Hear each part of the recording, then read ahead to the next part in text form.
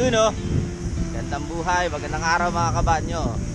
So, back to saddle ride tayo ngayon.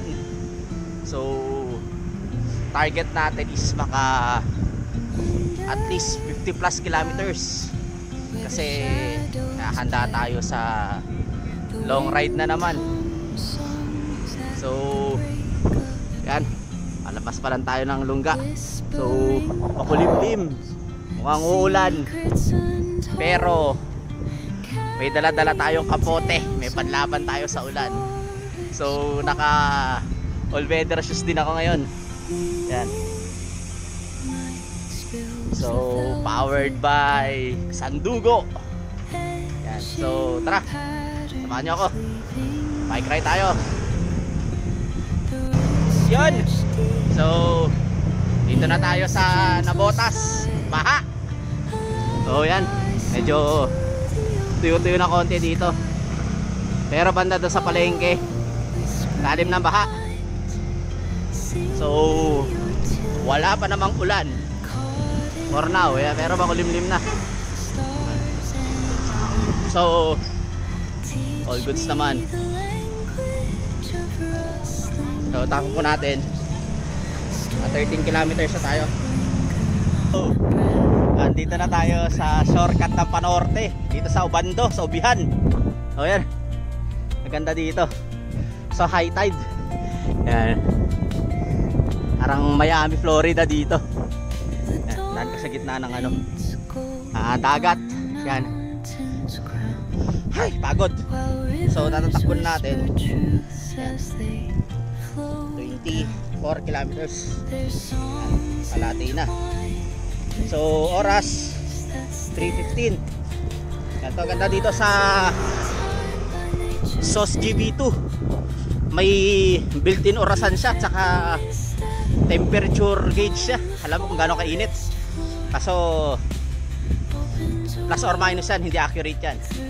So, sana wag masyadong baha doon. Tara, samahan nyo kami. Ay, kami, ako lang pala. Samahan nyo kami ng bike ko. Kaya kami ni Tang. Tara, pagbaha, tora-tora tayo. Alright. So, yan, dito na tayo sa may sirang tulay dati. May bagong tulay na, oh. Ayos, mas tinasan na nila. Oh, yan, grabe daan dito. Oh, lubak-lubak to the max talaga. Yan, masikip si one way. May truck pa. Ayan, ganda. Oh, yan dati naabot to eh. So yan, ang ganda. Sana magbaha doon. Oh, yan. Ay, nalalim ng lubak, grabe. So yan, walang baha. Oh, maganda yung flood control project nila dito. So, tara, konti lang to. Merienda tayo muna tayo dito kay ate. Yan dyan. So, merienda tayo ng yan, atay ba to? O baga. Tapos chicharong bulaklak. Meron dito kay ate to eh. So, dito lagi naging merienda sa pag nagbabike ako Panorte. So, dito ako na ruta. Dito ako lagi natin. So, mura na. Ganda pa ng view. Takbo natin. Yan, 25. Sakto. So, 50 kilometers lang naman ang target natin. Or gawin na natin yung 60-70 para sobra 50. So, konti lang naman yan. O oras. Alas 3:24. So, konti na lang to. Tara. Yun. Bulacan na tayo.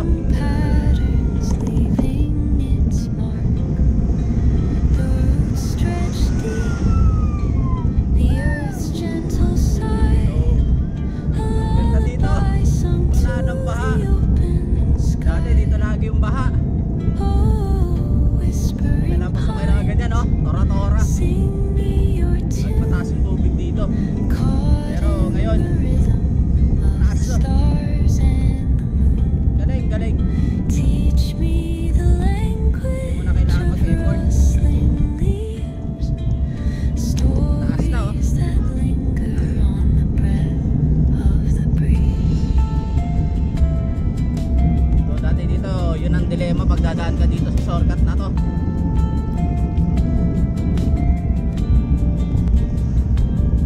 Grabe baka dito. Galing oh. Wala ano. High tide pa yan ha.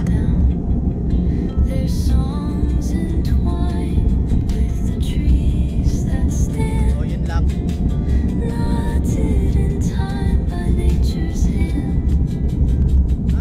Konti lang. Konti lang yung baha. Pero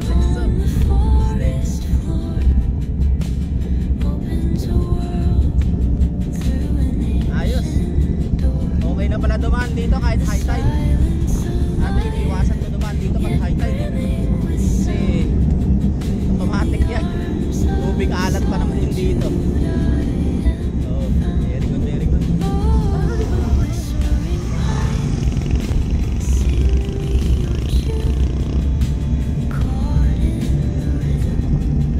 Yan, ayos, wala pa. So, dito tayo sa secret spot natin na malapit sa Manila. So, lapit na to sa Manila, sakto sunset. So, layo nito. Yan, sa 35 kilometers lang. So, sakto, may trail to sa dulo. Dito, sementado. Pero pagdating dun sa bandang dulo, trail yun.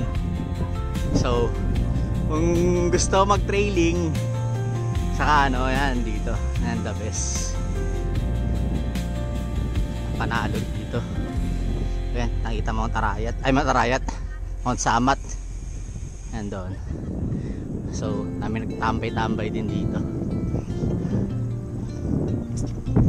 Sarap.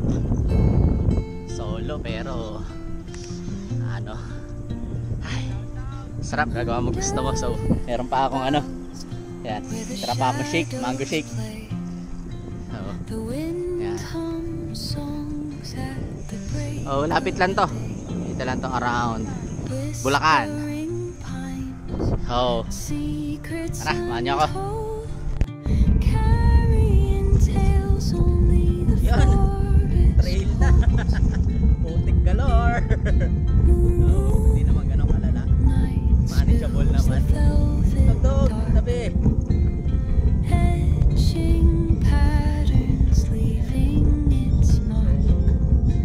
May ito yung ano naman. May ito yung parte naman. Hindi tayo mag-peanut butter.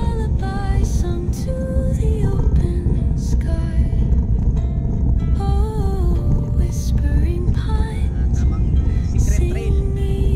Yan. Malapit lang sa Manila.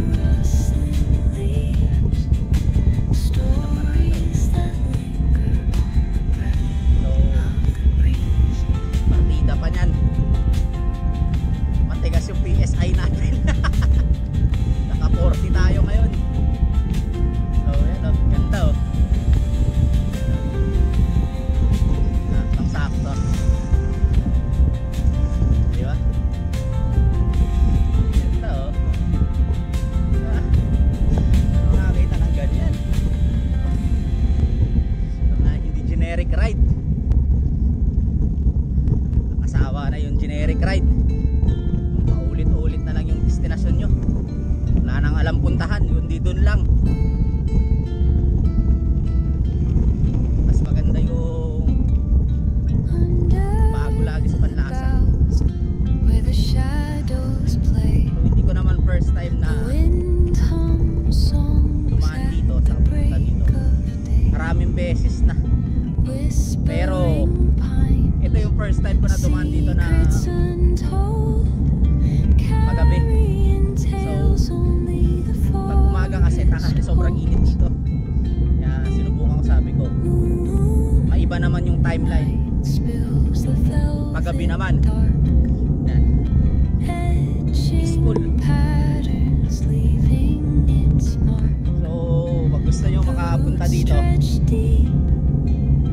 alam na.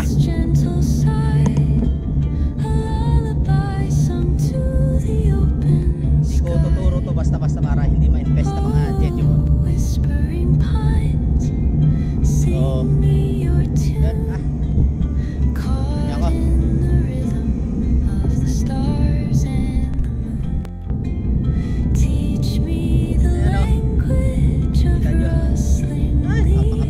Napakapayapa. May isang daan pa daw dun sa kabila, kaso malala daw yung putik. So itong ruta na to parang nasa 5 kilometers din to mahigit. Layo-layo din to, mahaba to, na mix ng putik, putik, gravel, saka rough road. Pero ang kapalit naman nun yung ganito, payapa, literal. Sarap magpalipad ng drone dito. So may footage na ako ng drone dito, so panoorin nyo na lang doon sa vlog natin. Ilalagay ko na lang sa description. So ito yung parang sinking part ng Bulacan. Natatagal lang 20 years siguro, lubog na to. Ano yan, bahay dati may lubog na.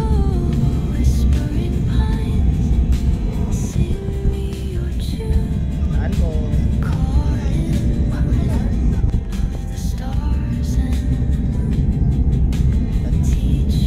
mga kabakayan, kaso paligid mo tubig.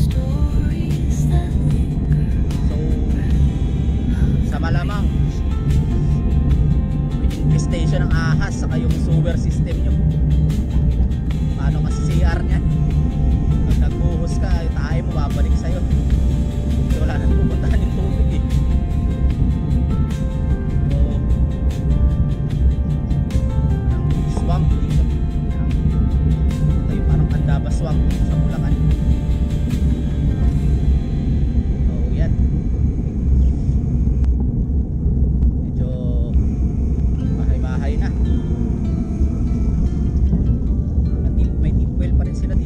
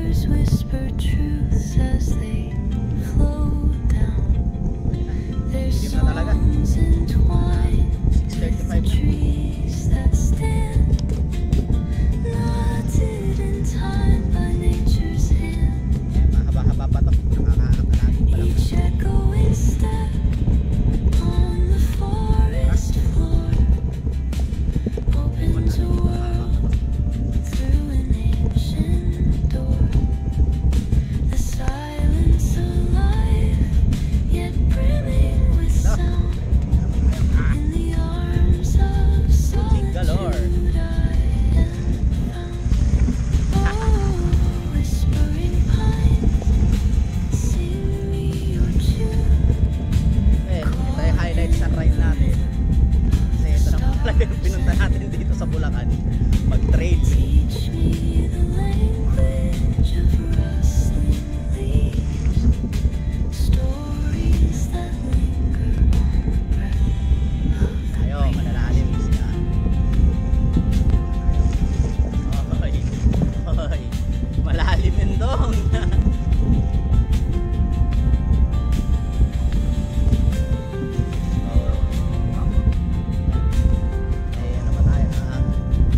Surprise.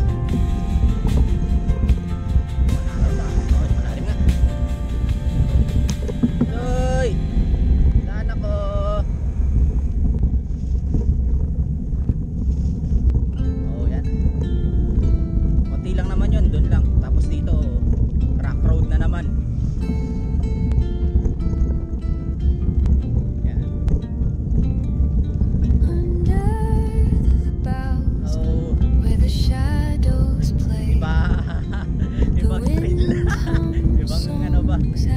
At the usual.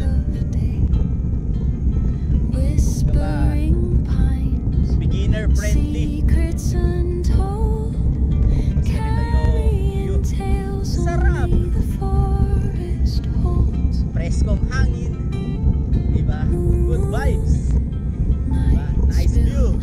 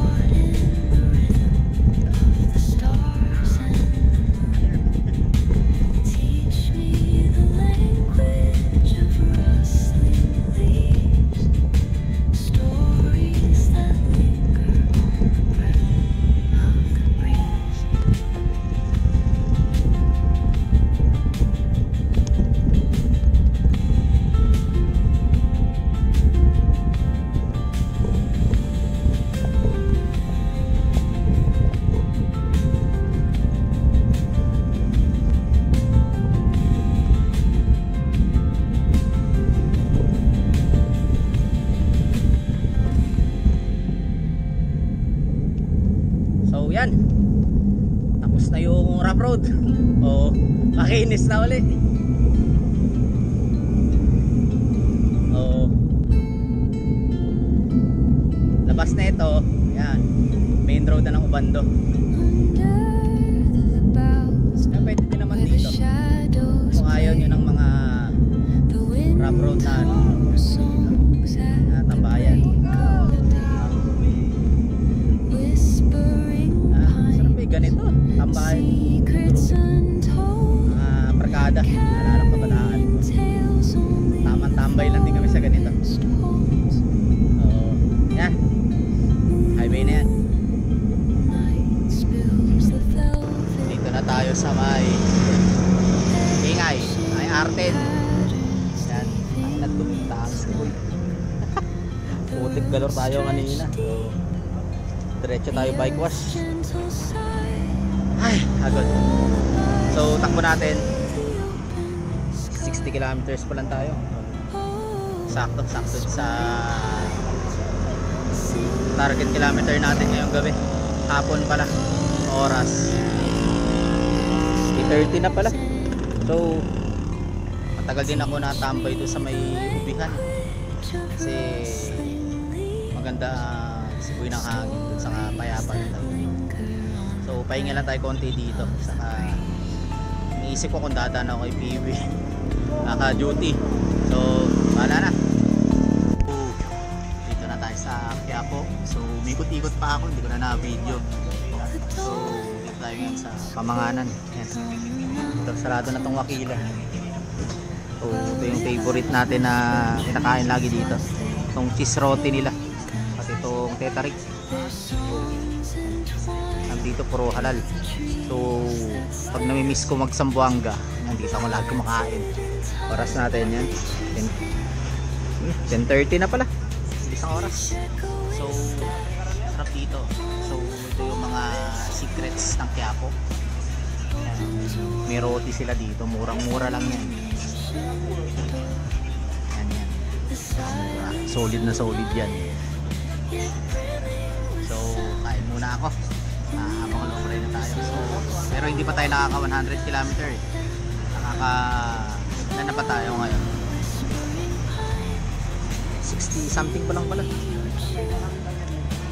Puron tambay ginawa ko muna dun. So tambay tayo ng Binondo. Sa tambay tayo dyan sa may Arten. Dun. Pagod. So kain muna ako. Alright. Wash time na tayo sa mag-trail. So pag tamad maghugas ng bike, magpahugas ng bike. Simple yan. So na tayo, Otomo. Yan. Tayo ngayon para sigurado.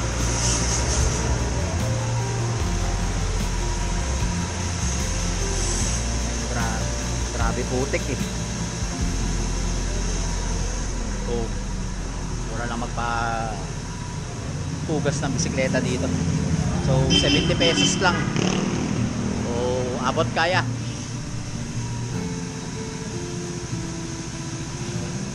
Ano tayo? Press po si Boy. Press po si Tanks ko Boy. Alright.